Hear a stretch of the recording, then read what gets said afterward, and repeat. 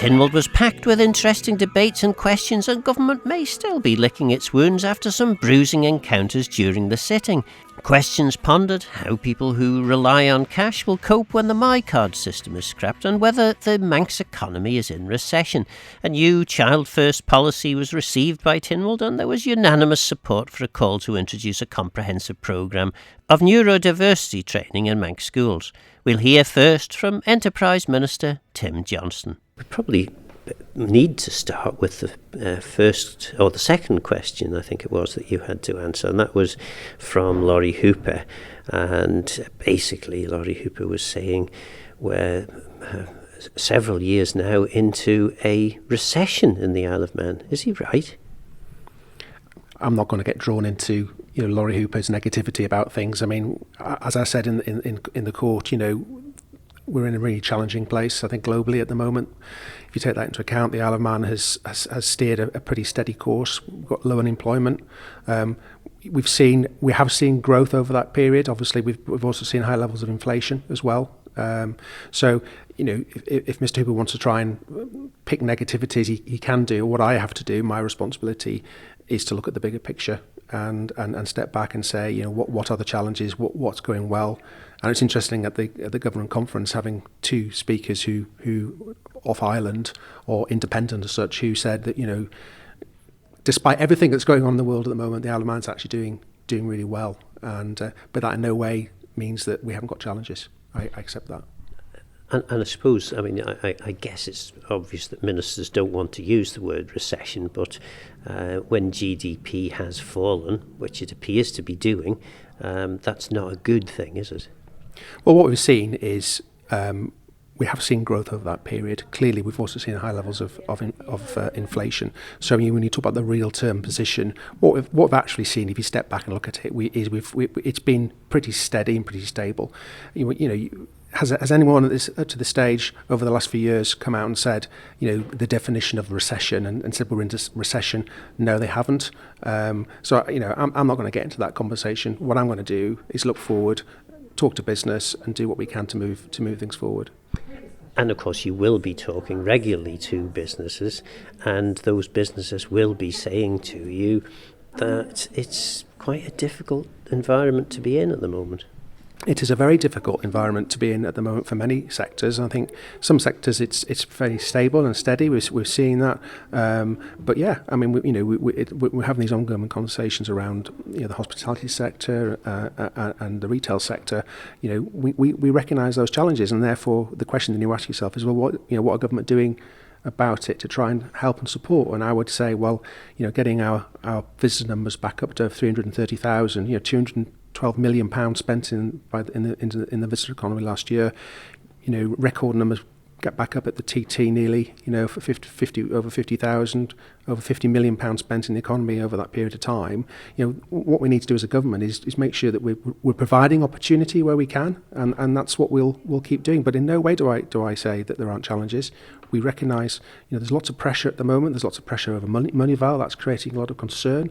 But again, we all recognise if we don't get through some of these things, it's going to be a major issue for us in the longer term.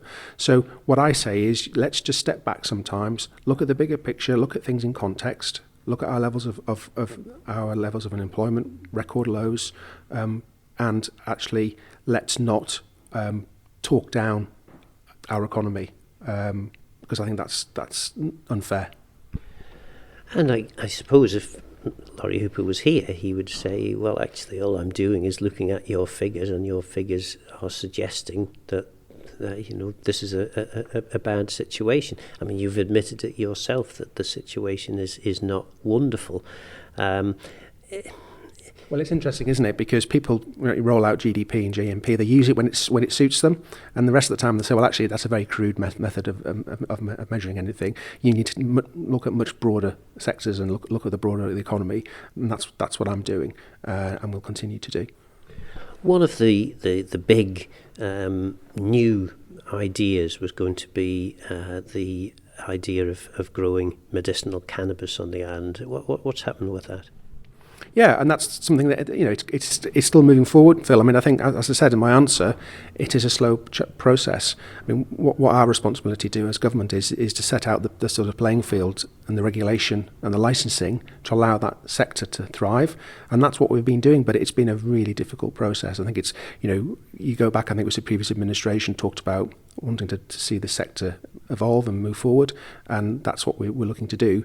But clearly, once you start looking into it, you realise it's a real challenge, and I think other jurisdictions have found the same. So a lot of work's gone on, a lot of complex structures in place, regulation through the GSC, licensing via the DHSC, and we have a memorandum of understanding with the MHRA in the UK. All these things have to be in place for us to be able to move forward, and we've still got some other regulatory challenges we're still trying to iron out at the moment as well. So that makes it challenging. But in the meantime, in parallel to that, we have seen interest. We have seen certain businesses progress. We've seen one license being brought out, and we've seen a successful planning application. So, that's really positive to see. But we always recognise that this is a very highly technical, very highly regulated sector, and it was always going to be complex. Do you actually have enough resource in the department to do all the things that you need to do to make sure that Laurie Hooper can't point to occasional figures and say, actually, the Isle of Man's in recession? Have you got enough financial and officer resource to actually do the work that's needed to help the Manx economy grow?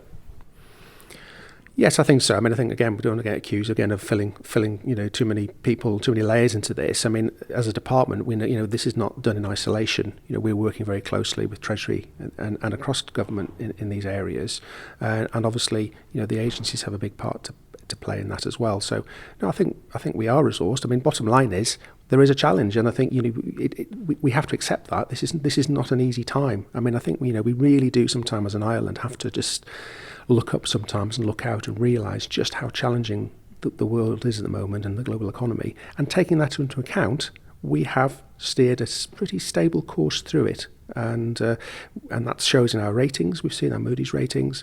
It's seen in our unemployment levels. And we've built reserves back up to 1.97 billion.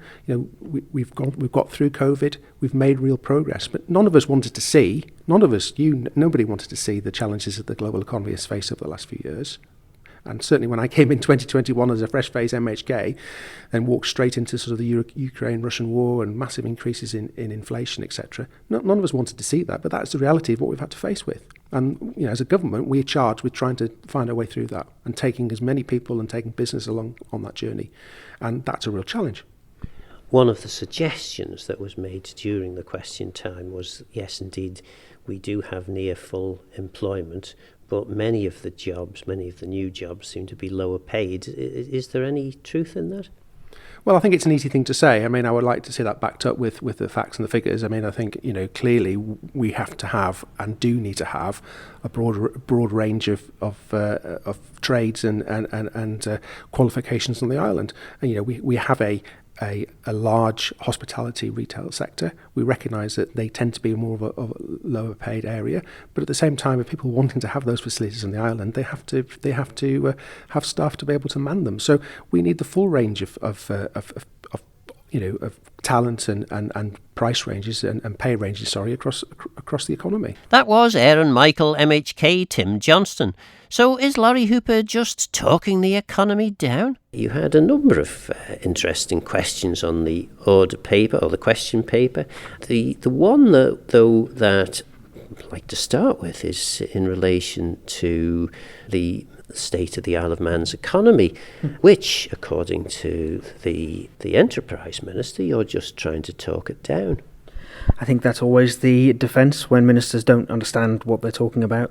The government publishes some statistics called the Isle of Man in Numbers, and they show quite clearly we've had contractions in the Isle of Man economy over the last 3 years, and some of that's probably to be expected because of COVID, but actually what you've seen elsewhere is bounce backs. You haven't seen sustained year-on-year reductions. And the worry is, what the numbers seem to be showing is we're getting prices going up, but we're not seeing the island become more productive. So the economy isn't growing, everything is just getting more expensive. And that tallies with what people are telling you on the street. It also tallies with the job numbers. There's more jobs, but actually more people are working multiple jobs, so there's more low-pay jobs out there.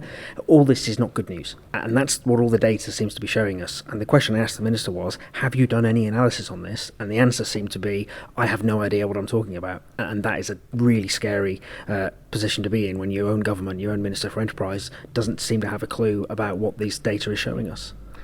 So the Minister has a point in that if Tynwald focuses on the negatives, it could end up undermining confidence in the Manx economy. Well, I suppose I'll put that question to you directly. Has the Minister not got a point there? I don't think so, if I'm honest. I think what undermines confidence is when all that you get is spin from the government, when you have a government that refuses to acknowledge the genuine challenges that are out there and tries to tackle them. If everything the government tells you is, it's good news, people, it's good news, I promise. I mean, the Minister kept saying it's stable, it's everything is going well. We know it isn't, and that's the problem. That's what damages confidence. You have to be able to have these open and honest conversations about what's really happening before you can start tackling the problems. And I wasn't asking the Minister if he has a plan to tackle these problems, because I think that would be premature. I wasn't asking if he'd got answers to all of these questions. I was simply asking, do you understand what is going on? And the answer was no. And, well, I mean, you're saying it is premature to have a plan. They do have a plan. It's called the economic strategy. And surely that has to be something for Tynwald members to get behind. I mean, was it approved by Tynwald? So I think that's part of the problem, is we have an economic strategy, but I don't think the government has ever truly believed in it.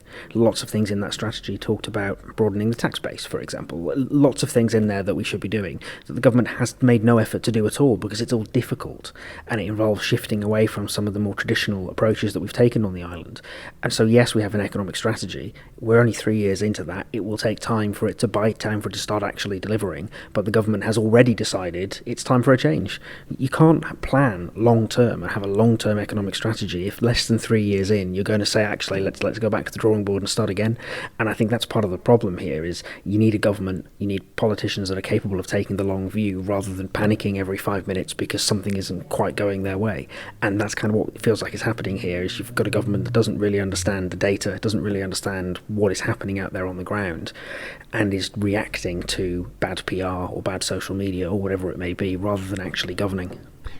But again, you would expect government to listen and to adapt to changing circumstances. And if they've decided that actually we need to alter the plan, we need to make some changes, surely that's a listening government doing the right thing by adapting to the changes as they come along. And actually, I would agree with that. And if the Minister stood up and said, yes, we've looked at this, we know there's an issue, we're aware that things aren't working as well as they should do, and that's why we're making changes, I think I'd have had quite a lot of respect for that position. That isn't what they said. What they said was, everything's fine, everything is stable, there's nothing to worry about here, you're just talking down the island, and by the way, we're changing our whole economic strategy.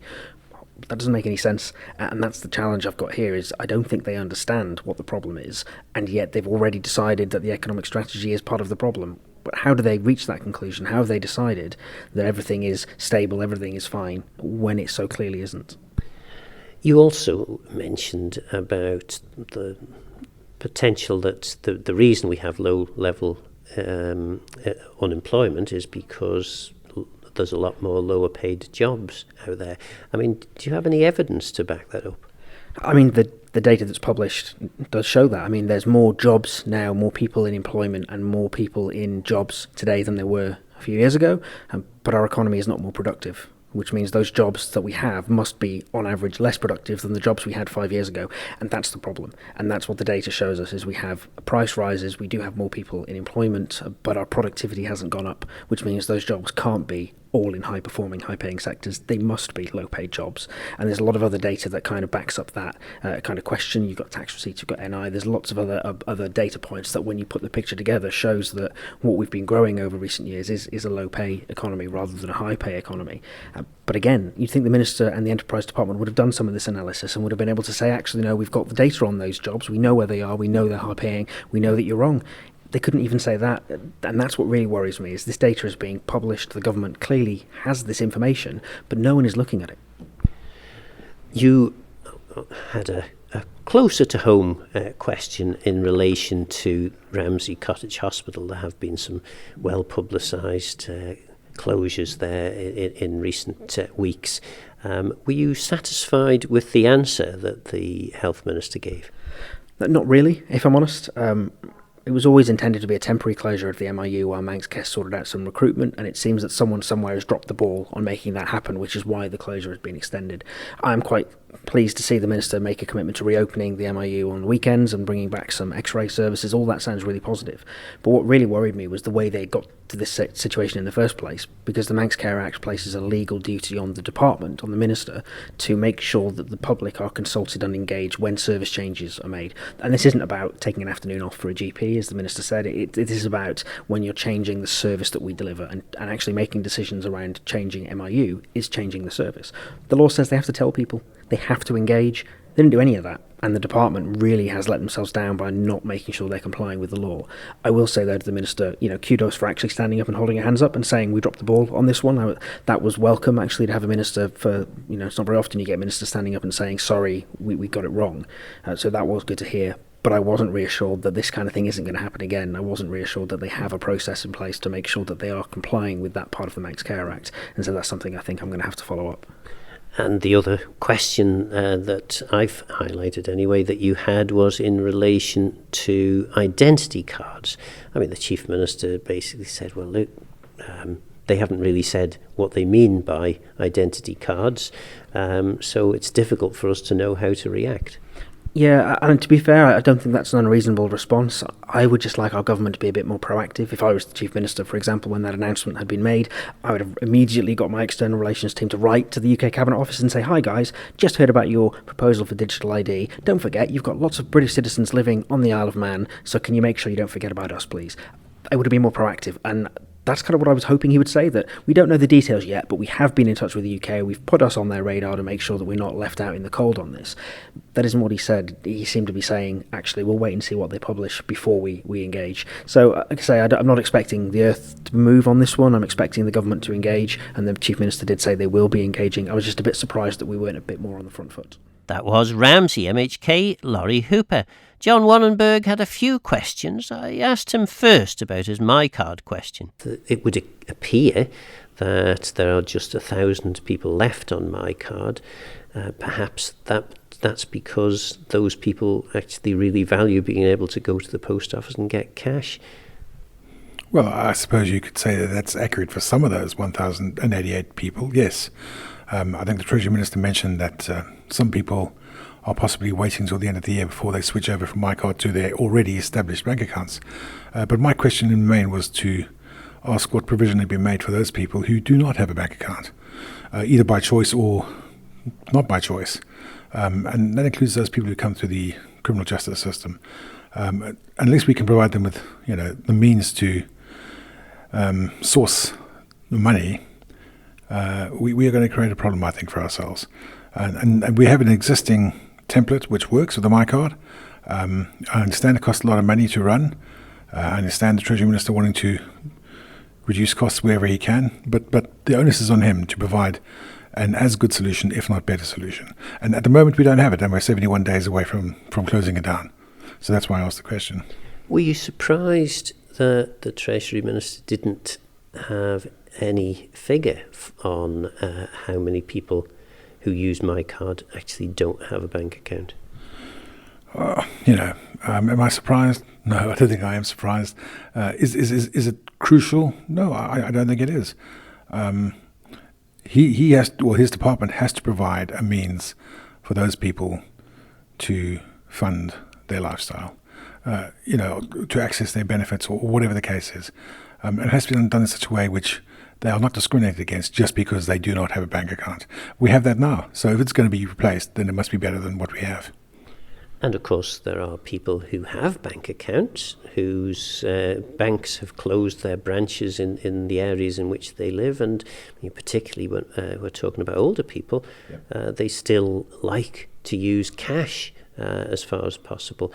It becomes, I guess, much more difficult for them to do that when there is when the MiCard is removed. Well, exactly, and it is a lot of old people, but not predominantly, not exclusively them. But I can visualize the face of several of my constituents who are in exactly that boat. And I have told them that I will follow this up, and I have lobbied the Treasury Minister both on the floor, like I did today, and I do it privately as well. And I need to get an answer for them as soon as possible. And you seem to have taken the approach when it comes to Tynwald questions that if the hard work behind the scenes isn't paying the dividends, then maybe it's time to put the question down on the Tynwald order paper. Yeah, yes. I'm not a politician who would ask questions for the sake of asking questions. I'll leave you to interpret that the way you want. But if I feel that I'm getting no joy elsewhere, and I do prefer a written question, I think I get much more detail, then I'll ask on the floor, and I will lobby in any way I can to get the answers I need. The other questions, we'll move on to the one that you asked about Cube International, and you were interested to know about the outstanding debt. Well, to begin with, for those who don't know, what was Cube International? So Cube International, they were the company, or one of their subsidiaries was the company that provided TT merchandise. And I think they were a new supplier, and they came in, and they subsequently went bankrupt, and they owe, I believe, in the order of well over £100,000 to the Isle of Man government, and also to certain smaller businesses on the Isle of Man. And I believe the process of liquidation is underway. So I wanted to know from the Enterprise Minister as to what we are doing to recover that money. I mean, at the end of the day, that is taxpayers' money, and we can't just simply, lessons will be learned, because lessons clearly are not learned. Money talks, and we want the money back. And of course, at the time that they took over the contract to sell TT merchandise, there was some concern that an off-island company was being favoured over Manx firms. Yes, that is correct. And there are times when off-island companies are better, provide a wider supply of goods. But up until that point, I think local companies have done a very good job. So there are questions as to why Cube was appointed in the first place. There may well be a good reason. There may not be. But either way, they owe the Isle of Man government a substantial amount of money. And we want it back. Simple. And then your final question was in relation to the Liverpool ferry terminal. You're looking for answers from the Treasury Minister, the DOI Minister, in relation to what the final cost of that was. It's fair to say that the answer is the final cost is still to be determined, and there are ongoing disputes. That is correct. I mean, when Tim Crookall was the DOI Minister, I put a question to him exactly what I've put to Michelle Hayward today, and we would like to know the final cost of the ferry terminal. He then gave me an answer to say, well, we'll tell you in a year's time. So that day I then put a question in for a year's time, this was the closest day where I could ask it as to what it was. And it would appear that they cannot quite answer that just yet, because there are some areas that are yet to be resolved with contractors. And I don't think they can tell me too much until it has been resolved. So I did ask the Minister if she could give me an assurance that she is doing her utmost to make sure that whatever cost is outstanding has been paid. She and her department are doing their best to minimise that cost. She gave me that assurance, so time will tell.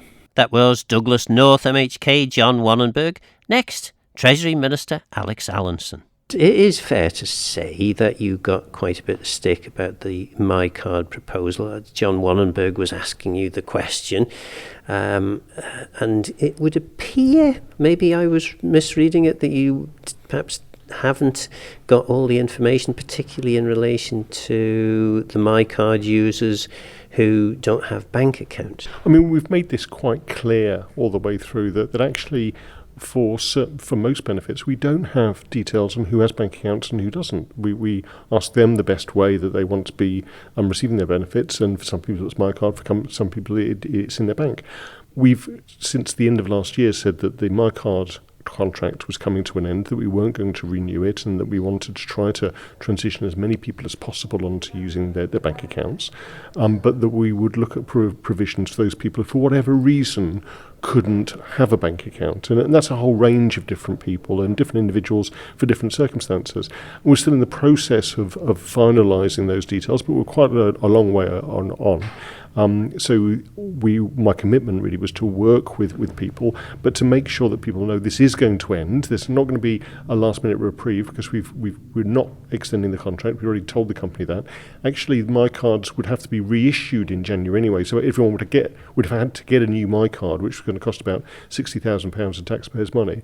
And we think it's much better to try to transition to a more sustainable service in the long term. So the message really was very much, yes, we are working with people. We've decreased from 3,000 down to just over 1,000 people using MiCard. We think quite a few of those probably do have bank accounts, but are holding out to the end. So please work with us so we can make sure that you get the benefits that you're entitled to after the end of December. There are, though, a lot of people, possibly the more elderly people, who have used cash all their lives, and they kind of like using cash.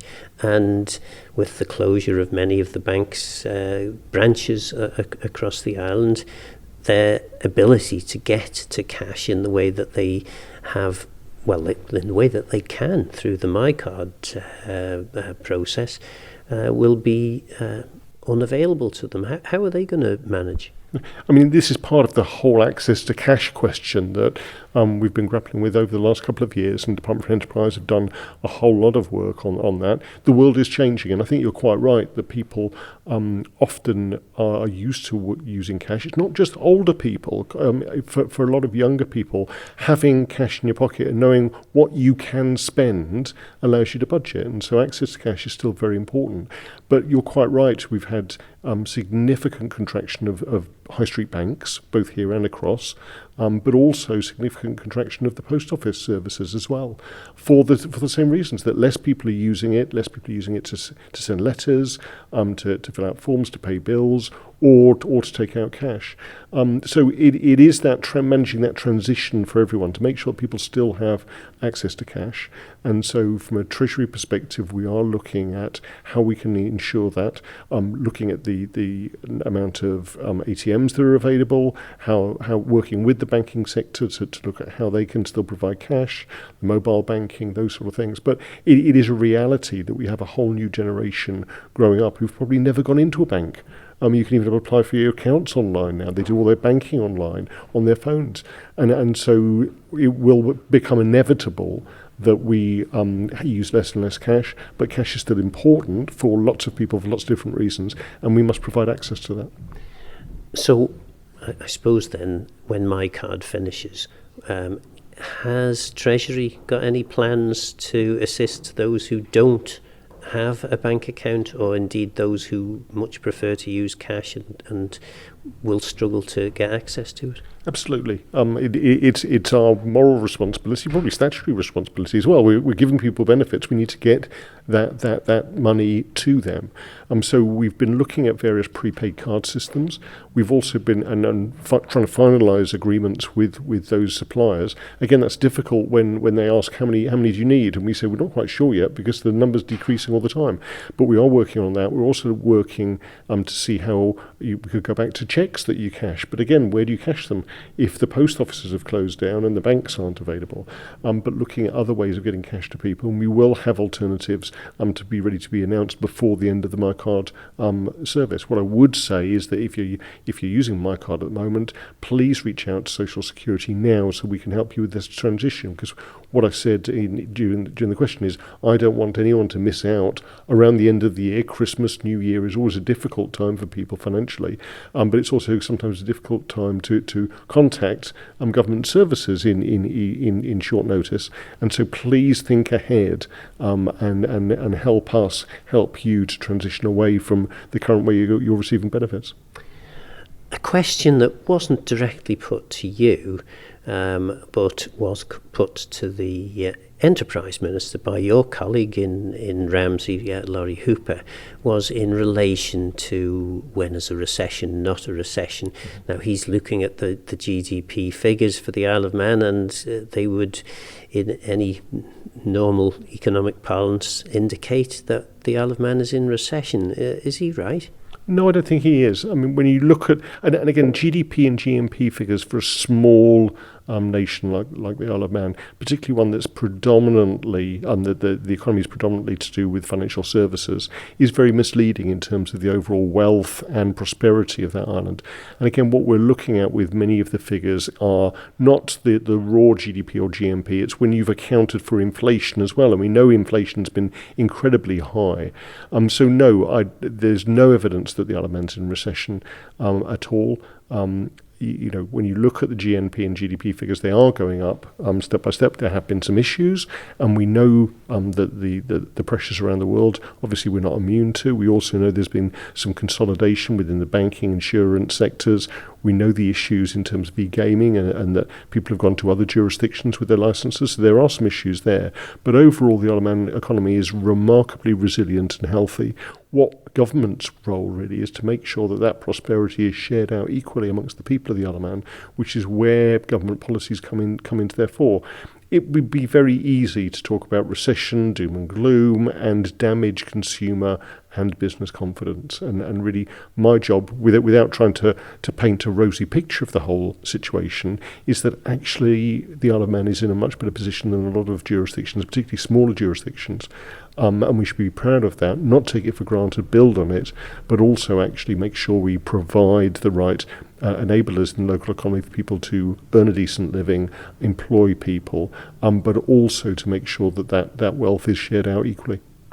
Do you think, though, sometimes government is so busy trying to put on a positive face and trying to talk things up, which, to a certain extent is part of the role of being a minister, but perhaps you lose or begin to lose credibility with the public if all they're hearing is this the kind of the positive message when that's not what people see on a day-to-day basis. Yeah, no, and I completely agree with that. And I'll be honest with you, we're going through the budget for next year, and I've had some sleepless nights trying to figure out how we balance some of the demands from education, healthcare, the constabulary, the extra things they want to do with money. Where do we get the money from? And it is getting harder. And so government finances have got remarkably more difficult over the last decade in the same way as household finances have. I think we are going through a sea change, really, catching up with some of the issues that started off in 2008 with the banking collapse, then all the other things that have affected us. And I think that the general public often ask, why is it so hard now? Why is it so hard to buy a house? Why is it so hard to afford a mortgage? Why is it so hard to make ends meet at the end of the week? Why are things so expensive? Why can't I go out more, to the restaurant without spending £100 for two people? Those sort of things. It is difficult, and I absolutely agree with that. On the other hand, I think we need to be very careful not to talk down the Isle of Man. We need to see the improvements and the benefits that we've seen. We need to appreciate our island, But I'd agree with you also, not try to gloss over some of the structural problems we have on the island. And I think I've been quite honest about some of the issues we face in terms of particularly healthcare funding, where we get the money from, in terms of the national insurance scheme, the national insurance fund, how we make sure that's sustainable in the future. These are difficult issues to grapple and need to be taken on board, not just by politicians, but by people in our community. That was Ramsey MHK Alex Allinson. Government asked Tynwald to receive a report about a new Child First policy. A number of children and young people attended a presentation, and here's what Anastasia and David had to say. My name is Anastasia Schnittler and I go to St Ninians High School. You're here at the presentation in relation to the Child First policy. What do you know about this policy? I mean, obviously I know a bit from my youth service. I've been shown like PowerPoints, stuff like that. And it's also been talked about. I mean, I've heard mostly about youth in youth service. I haven't heard much from school, but it's mostly just about helping children, like having mental health, finding places for children. And are there things that you would think actually it would be really helpful if there was a government policy for this, or if this particular service was available to me? Are there things like that you've noticed or thought about in your life? You thought, actually, if only government could do this, that would be much better. I mean, I think it would be so useful, just giving kids so many more opportunities, just allowing them more freedom, more space, just so, it prevents far more bad things from happening, obviously. And in terms of the actual policy itself, I mean, have you had any opportunity to feed back into the development of the policy? I know you've been speaking with various politicians today in the Council of Ministers chamber of all places. What kind of responses have you been giving on that? I mean, today we've just been talking about the policy. I've talked to the Minister of Education, I think, earlier, and we're just speaking about whether or not this thing would be useful, whether or not it would help children and things sort of that. But we haven't, I personally haven't been given any opportunity to speak more about this, but obviously given this youth service, this whole thing is definitely a stepping stone to allow us to speak more about it. You see all the children in the council room over there. It's just insane. So many opportunities. And so many ministers in there. I think I counted 6. So that's a pretty good start. No, definitely. Just, knowing we have a voice is so impactful. And do you think the political classes, the politicians, Tynwald members particularly, do enough to engage with young people? I mean, I think so. Just doing this shows how much they want to help us, so much how they care and how they want our future to, be better, just so we can have a voice. Hi, I'm David Cowan and I'm a member of the Youth Select Committee, which is the Tynwald committee responsible for investigating issues important to the young people of our island, mainly those under 25. So I guess you'll be delighted with the idea of putting the child first. Absolutely. I think it's a policy that, to be honest, I'm slightly amazed it's taken this long. I think young people are the heart of any nation, really, and they should be the heart of any decision making. We should always be looking to the future and how this is going to impact our young people, because they are the future of the island. And what do you hope that this change is going to bring about? Because there are lots of really good words, but the specifics as to what's going to be delivered presumably are still to be determined. Yes, I think you've kind of hit the nail on the head there with the slight issues with this policy at present, in that I really hope government will take it on board and will actually implement it when making policy decisions, when looking forward to their current plans. I think that at present this obviously isn't a statutory document, it is not binding, it still takes government to actually actively implement it, but I think done right it could have a massively positive impact. And at the presentation, I mean, it's very clear that most, if not all, of the ministers have turned up. It's being brought to Tynwald, so I guess that means Council of Ministers do mean what they say in the policy document. I hope so, yes. But like I say, I think we all wait and see. Ultimately, it is an election year after all. And as far as the Youth Select Committee is concerned, have you had any involvement, any direct involvement in this? So we haven't had any direct involvement in developing the policy itself. However, our views have been sought as part of the consultation process. The team that have written the policy did come to us and ask for our views on it, asked for any input we had, and let's say our opinions on what they should be looking at when developing it. Youth Select Committee member David Cowan there. Next, Cabinet Office Minister David Ashford. You have a policy that is putting children first. The policy sounds great in theory, but in practice, surely government's been doing that all along. Why would government not be putting children first, particularly when it comes to areas of interest for children? So this is one of the things that came out of the COVID review. In fact, it was recommendation 18, that we needed to look at how children's voices are actually heard, because sometimes as adults, what we think is right for children isn't necessarily what children themselves might think is right for them. And it's important that children's voices are heard as part of that process. And that came very clearly out of the COVID inquiry. This is part of that. It's a framework to ensure that when policies are considered, when things are developed, the children's voices are actually heard. We went out, and I believe you've interviewed a couple of the children that were involved in this that have been really passionate about it. The involvement that there's been from both third sector organisations involved with children and the children themselves has been inspirational, to be honest. And now we need to put that into practice across government, ensuring that children's voices form part of policy making. And that's the bit that's the hard bit, isn't it? It's quite easy to write policies and strategies and say the right thing. It's much more difficult when, ministers are faced with, well, okay, there are half a dozen things on the table and we can only fund 2 of them to actually put the children first policy into action and pick the 2 that are most important to children. Well, what's important, and we've got to be very clear about what this policy does, it doesn't mean everything suddenly gets delivered around what children may want or actually desire. It's about ensuring their voices form part of that decision-making process. So the end decision might still be exactly as it would have been otherwise, but it ensures that you've actually taken into account the needs of the child at the time that the decision is made. That's what it's about. It's not about just conceding everything and saying, we will do this, we will do that, because it's applicable to children any more than we would if it was applicable to adults. It's about ensuring that their thoughts, feelings and ideas are actually fed into that process.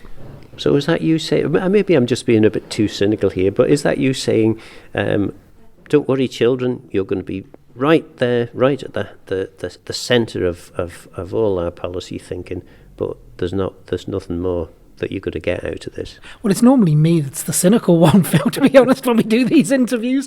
No, that's not the case. I'm not saying that. What I think, actually, we will end up with much better policy as a result, because children are part of our society as well. As I said in my speech, they are the future voters, and some of those children in there today might be the future MHKs and MLCs of our island. So it is important that we are thinking about all sections of our society, and that is what this is about. It's about ensuring that's at the heart of policy making. And you're quite right in the other comment you made, Phil, that it's all very well saying this, but it's much harder when it actually comes to the doing. And that's why this has been a long time in development, and it's been important along the way that we've had buy-in from all the ministers, we've had buy-in from the chief officers as well, because ultimately we as leaders in our department need to be the ones ensuring this is embedded and being done within each of our departments. Some of your colleagues in Tynwald pointed out that if you were serious about this, you might have had a little bit more than just a lovely policy and a nice statement, that you would be maybe putting something into law, making it much more difficult to avoid children, and making it absolutely clear that there's a legal obligation to put children first. Well, I made absolutely clear in the debate, this is a first step. Everything has to start somewhere. This is a framework. What comes after that will be for debate in future times. But the important thing is to get this framework in place, and that's what we've actually done. There may be things in future years that Tynwald decides, actually, we do want to go down the legislative route, or we do want to go down other routes in relation to this. But at the moment, it's about getting that framework in place and actually embedding it as culture across government. That was Douglas North MHK David Ashford. Next, Joni Farragher. You moved a petition. Was this a constituency-related thing, or did you have a personal interest in this? It wasn't a constituency issue, it was a personal interest, and the petitioners had approached me to ask if I might pick up their petition, simply because in the past I've done quite a lot of work on neurodivergence and trying to bring us in line with awareness and research. So yeah, they approached me, and I was very, very happy to bring that to Tynwald Court today. And what specifically were the petitioners looking for? So they had actually, unusually I suppose for a petition, they had proposed the solution in their petition, which was that training on neurodivergence should be added to the core teacher training, ongoing provision, continuous professional development. So that's the sort of inset days and the twilight sessions that teachers have. So ordinarily, when you bring a petition, you bring a motion that a select committee will be formed to look at that petition. But I was hoping to move this quicker than that, so that we could sort of cut out the evidence stage and the select committee stage, because we already had the proposed solution from the petitioners, which I very strongly agreed with and thought would really bring about some tangible change. I just liaised with the petitioners and with the Department of Education, Sport and Culture, and we did come to this agreement that we would move this particular motion. So I'm really, really happy actually for the petitioners, and that all of my colleagues support that today. I'm really thrilled for them. There was a suggestion in the debate that maybe this was having a pop at some of the teachers. You were pretty firm in response to that. Yeah, I mean, that's absolutely not the case. This has actually been worked up with teachers as well. Teachers have requested this. They really, really want that training. They've said many times they feel like they're under-equipped for some of the pupils in their classrooms, and they're really, really keen and on board to get this training themselves. So, there's absolutely no kind of suggestion that this is about teachers not being trained, not training themselves or not keeping up to speed. It's really, really not. This is just something about moving ourselves more in line with new awareness and new research, and trying to, get that training in there to support all of our children. And for those who would say, oh, this is just one of these woke, fashionable things about yet another group in society, what would you say? Well, it's unfortunately, it's just not the case. Neurodivergence has always been around. It might have been that people were classed as a bit socially uncomfortable. It might have been that people were classed as people who couldn't control their emotions very well, or it's always been around, and our awareness of it is what's increased, and that's all there is to it. And obviously, having the training, presume anyway, helps teachers cope with those issues when they are apparent in their classes. Yeah, that's right, and that's really the core of this motion, is that everybody wins out of this. The pupils, of course, who experience neurodivergence, and the teachers who are dealing with neurodivergent pupils in their classes, and this will help their classroom practices. So I absolutely agree, by the way, with Mrs. Morfitt's contribution that it does need to be a systemic whole school approach as well. And that was the idea of it, that we start with head teachers and SENCOs, special education needs coordinators, and then we feed that. We bring that training, we bring everybody on board with that training. Because at the moment, although we had representation from members that some of the schools are doing great things, I absolutely agree with that. I know I used to work peripatetically in schools. Some schools are absolute beacons of hope in this arena, but it's a bit of a postcode lottery, and that's what we need to change. And of course this improves it improves the working environment for teachers because they're better trained and better capable, but it also improves the school environment, not just for the children with neurodiversity concerns, but also all the other children, because everyone is going to be in a better place. 100%, and that's it. All of the kids will benefit from this, all the pupils, because a lot of the time at the moment, teachers time is taken up with behaviour management, and that could be offset actually by just adjusting the school environment to the physical environment, and by better meeting the needs of neurodivergent pupils. That would mean that behaviour management requirements are reduced, which means that teachers have more time to spend on all of the other children in their class as well. That was Douglas East MHK Joni Farragher. Finally, refreshing honesty from Tim Johnston. Rob Collister's jaw dropped when you said I forget, was it an answer or certainly in the debate or an answer in Tynwald, that all the hotels were full. Rob Collister then challenged that. Who was right? He was. It was a foot in mouth moment from me, and which I held my hand up afterwards and admitted it wasn't the right thing to say. It was in the heat of a debate, and our hotel occupancy through the summer, we do get busy, but to say that statement wasn't right. So I wrote to members after that sitting and apologised and said that I would be making a personal statement to the next sitting at Tynwald, which is obviously today. So yeah, that's where it stands. So I'll be making it's quite right today that I make a personal statement to record in Hansard in the court that what I said was wrong, and that's what I'll be doing today. That was Tim Johnston, MHK. So what do you think? Is the Manx economy in recession? I suppose ministers are right to keep talking things up, but should they be a little more open about the difficulties many of us are facing? Was Tynwald right to back the call for neurodiversity training? Will it help reduce some of the behavioural difficulties being faced across Manx schools? And do you think the government's Child First policy will make a difference? Don't forget, this programme is available as a podcast on Manx Radio's website. I'm Phil Gaughan. Thanks for listening.